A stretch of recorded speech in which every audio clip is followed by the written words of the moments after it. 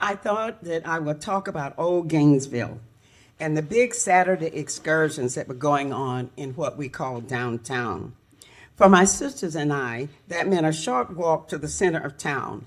Woolworth's 5 and 10 cent store was on northwest corner of the square. The courthouse was on the southeast corner. Diner Shops was on the southeast corner. Diner Shops was on the northeast corner. And then Bob's Shoe Shop was on the southwest corner. And there were other significant stores, but I certainly won't go through all of those. It was a short distance for us to walk through town. And of course, you can read most of this information on Google. I'm not an expert here on that. But what you can't read on Google was the difference in a white family coming downtown and a black family coming downtown.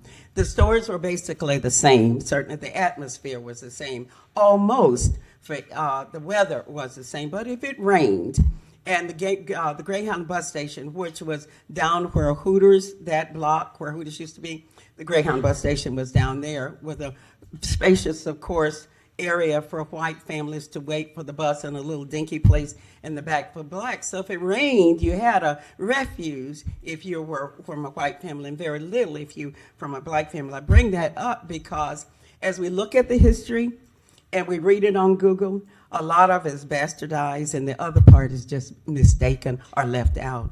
And it brings to mind my basic philosophy is that if we're not at the table, then we're on the table or under the table. History was written without African Americans at the table. So when a city or state or any other entity decide to document history, it's too bad that we are not including those changes. I think about even, and I'm just going to call people out, they can get mad if they want to.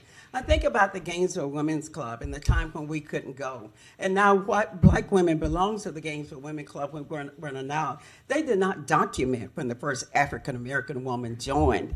I belong to a lot of groups that I love, the women I love. They did not document when black people joined. What does that mean? Well, it means that we'll never get history straight because it would sound like we were there all the time, and we were not there all the time. Now, I'm not slapping anybody in the face for this. I'm just talking history. You don't need to wash history up. You don't need to change history, but you do need to be factual, and it's not factual if it only speaks to one person. And who's that one person? The person who's writing the history. We were not the writers of the history. But I want to go ahead and take you downtown because I want you to then come to Woolworth's 10-cent store, which was there on the corner of Main Street and University Avenue. That was the center of town. It was a big deal to come to town. All the week we'd worked, done our chores, got up early Saturday morning, got everything ready, and Mama was taking us to town.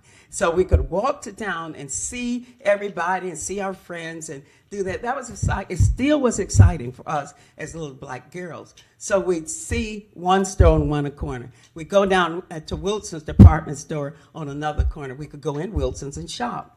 Black women had to cover their heads if they put on a hat. We still bought those hats. I still have some Wilson department hats because I love hats in my closet. But we knew that if we're going to try on anything, we were going to be treated differently. Rudder's department store, that the Silvermans, all of those stores were there.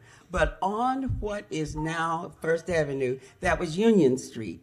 And it ran from where the corner from Harry's down to the end of that street. Over on the south side were a row of stores and businesses. One of those was Sarah McKnight's sandwich shop.